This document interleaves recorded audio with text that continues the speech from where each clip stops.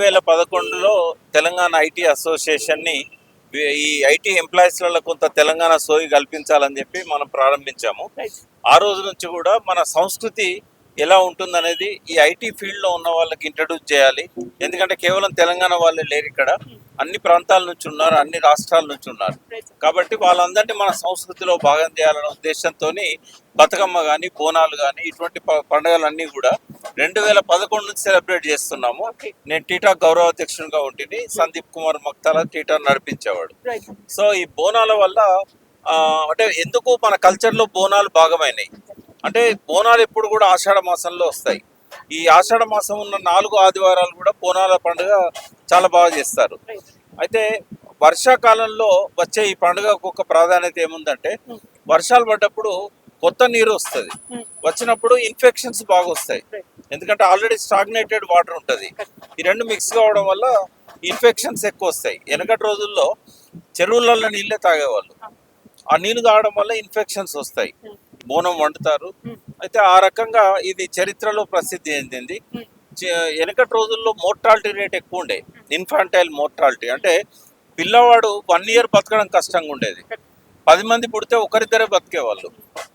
అందుకే ఆ రోజుల్లో యావరేజ్ ఏజ్ ఓన్లీ 30-35, ఎందుకంటే డెత్ రేట్ ఎక్కువ ఉన్నది కాబట్టి. బట్ దాని నుంచి కాపాడుకోవడానికి ఈ తల్లికి మొక్కడం అనేది తెలంగాణ సాంప్రదాయం. సో మన కల్చర్లో ఇటువంటి ఉండేది అని చెప్పి ఇప్పటి తరానికి మనం చెప్పడం, ఇది ఆరోగ్యానికి సంబంధించిన పండుగ కాబట్టి ఆరోగ్యం పట్ల కొంత జాగ్రత్తలు తీసుకోవాలని చెప్పడం. సో హైదరాబాద్ ఇంత విస్తరించిన తర్వాత కూడా ఐటీ సెక్టర్లో మన సంస్కృతిని కాపాడడానికి టీటా చేస్తున్న ప్రయత్నాలను నేను అభినందిస్తున్నా. మీలాంటి మీడియా ఛానల్స్ కూడా దీన్ని ఎంకరేజ్ చేస్తూ ప్రతి ఒక్కరికి మన కల్చర్ ఏంది, మన సంస్కృతి ఏంది తెలియజేస్తున్నందుకు మీకు సిగ్నేచర్ స్టూడియోస్ కూడా అభినందనలు. Thank you so much sir. మీరు ఎప్పటి నుంచి ఈ కార్యక్రమాలు పాల్గొంటున్నారు? మీ చిన్నప్పుడు కానీ, మీ కాలేజ్ డేస్ లో కానీ ఇలాంటి సందర్భాల్లో మీకు గుర్తున్న మెమరీ? వాస్తవంగా నేను ఊర్లోనే పుట్టాను, పాలంపేట మాది, రామప్ప దేవాలయం. సో హైదరాబాద్ లో ఉన్నంతగా బోనాల పండుగ ప్రాధాన్యత ఇప్పుడు ఊర్లలో లేదు. గతంలో ఉండేది. మా ఊర్లో పోషమ్మ గుడి ఉండే, ఆ పోషమ్మ గుడి దగ్గర బోనాలు తీసేవాళ్ళు చిన్నప్పుడు. బట్ ఎప్పుడైతే తెలంగాణ ఉద్యమం వచ్చిన తర్వాత దీన్ని ఒక ఉద్యమ ప్రతీకగా మార్చుకున్నాం, బతుకమ్మను కానీ బోనాలను కానీ. సో అంతకుముందు మేము బోనాల గురించి తెలిసినా కూడా హైదరాబాద్లో ఉన్నప్పుడు ఈ బోనాల పండుగలో ఎప్పుడు పార్టిసిపేట్ చేయలే. కానీ ఉద్యమంలో భాగంగా బోనాల పండుగను బతుకమ్మను మలిచిన తర్వాత విదేశాలలో కూడా నేను గెస్ట్గా పోయినాను చాలా బోనాల పండుగలకు, యూకే కానీ, అమెరికా కానీ, ఆస్ట్రేలియా కానీ. ఎందుకంటే ఇప్పుడు దాదాపుగా 40 దేశాలలో ఈ బోనాల పండుగను సెలబ్రేట్ చేస్తున్నారు, బతుకమ్మ పండుగను సెలబ్రేట్ చేస్తున్నారు. అయితే ఈ ఉద్యమ సోయితో పాటుగా ఈ సాంస్కృతిక సోయి కూడా తెలంగాణ రాష్ట్ర సాధన ఉద్యమంలో భాగంగా బాగా విస్తరించింది. తెలంగాణ వచ్చిన తర్వాత కూడా గత 11 సంవత్సరాల నుంచి ఈ పండుగను ఇదే విధంగా సెలబ్రేట్ చేసుకుంటున్నారు.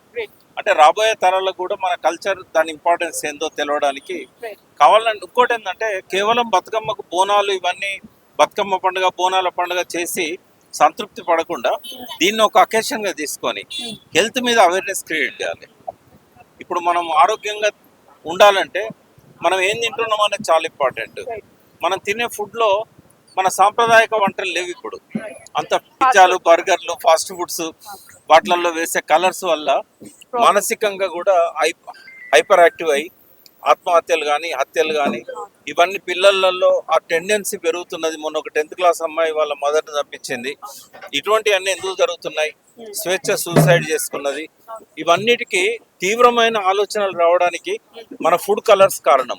మన ఆహారంలో వాడుతున్న రంగులు, కేక్స్లలో కానీ, క్యాండీస్లలో కానీ, ఈ మన స్వీట్స్లలో కానీ, ఇవన్నీ అవాయిడ్ చేయాలి. మనం చికెన్ టిక్కా, ఈవెన్ కాలీఫ్లవర్ కూడా రకరకాల కలర్స్ వేస్తున్నారు, బిర్యానీలలో కలర్స్ వాడుతున్నారు. ఇవి డైస్ అన్నట్టు.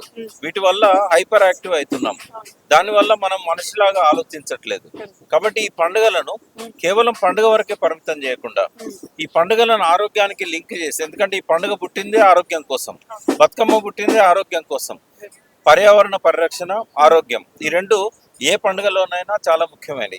పండుగలప్పుడు మనం తీసుకునే పలహారం మన ఆరోగ్యానికి మేలు చేసేది.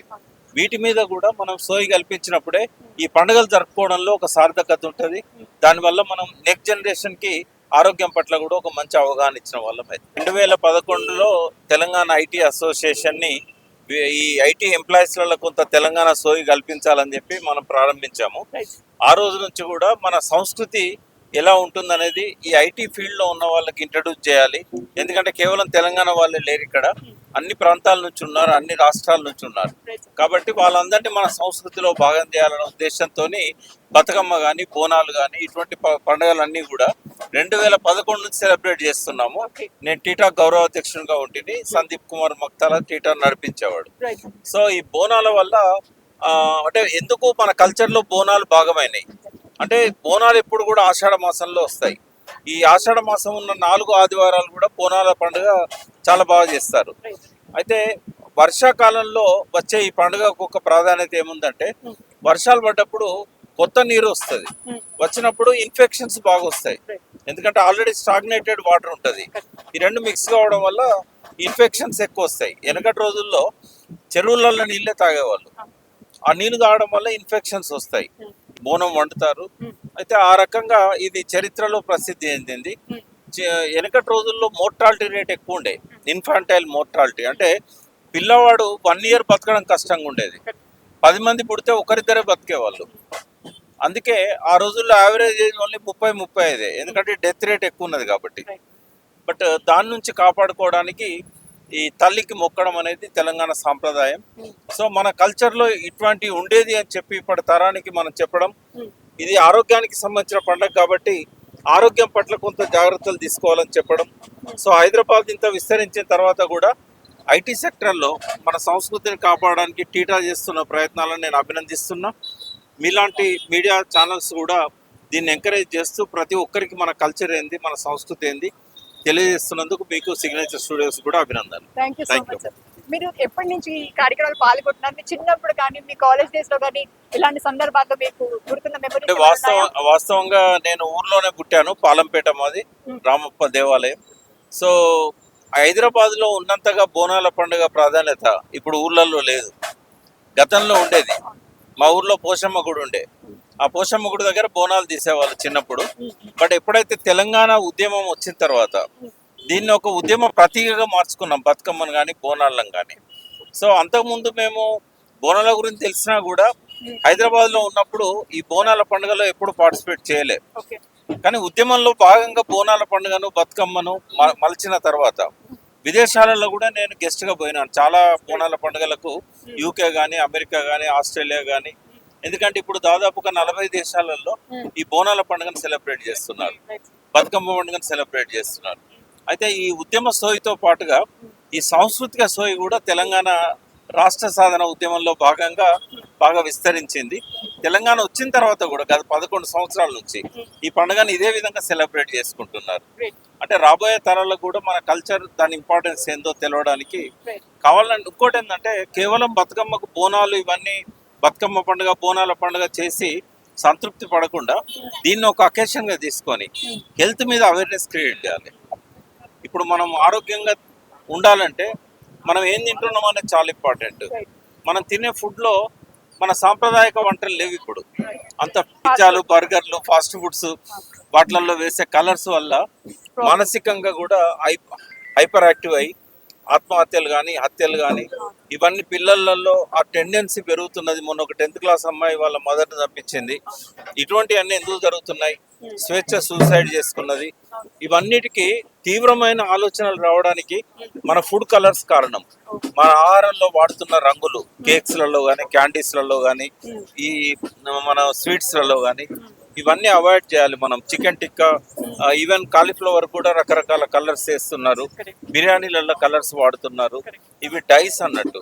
వీటి వల్ల హైపర్ యాక్టివ్ అవుతున్నాం, దానివల్ల మనం మనిషిలాగా ఆలోచించట్లేదు. కాబట్టి ఈ పండుగలను కేవలం పండుగ వరకే పరిమితం చేయకుండా ఈ పండుగలను ఆరోగ్యానికి లింక్ చేసి, ఎందుకంటే ఈ పండుగ పుట్టిందే ఆరోగ్యం కోసం, బతుకమ్మ పుట్టిందే ఆరోగ్యం కోసం. పర్యావరణ పరిరక్షణ, ఆరోగ్యం, ఈ రెండు ఏ పండుగలోనైనా చాలా ముఖ్యమైనవి. పండుగలప్పుడు మనం తీసుకునే పలహారం మన ఆరోగ్యానికి మేలు చేసేది. వీటి మీద కూడా మనం సోయి కల్పించినప్పుడే ఈ పండుగలు జరుపుకోవడంలో ఒక సార్థకత ఉంటుంది. దానివల్ల మనం నెక్స్ట్ జనరేషన్కి ఆరోగ్యం పట్ల కూడా ఒక మంచి అవగాహన ఇచ్చిన వాళ్ళం అయితే.